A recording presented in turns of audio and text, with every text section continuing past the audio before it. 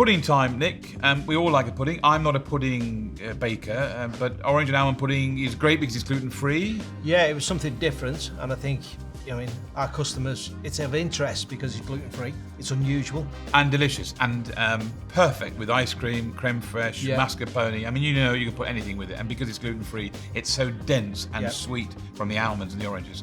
I think that's probably one of my favourite puddings of all time. Is that yours or mine? It's mine. Okay.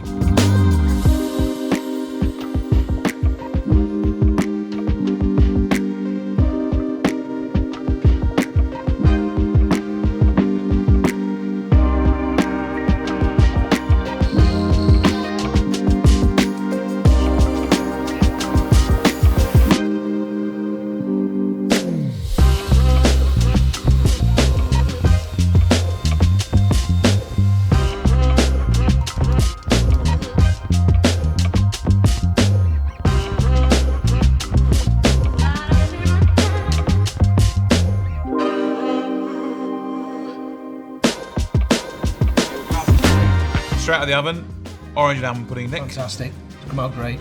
Tuck in. Lovely. Yeah. So it looks very, very, very moist. Oh.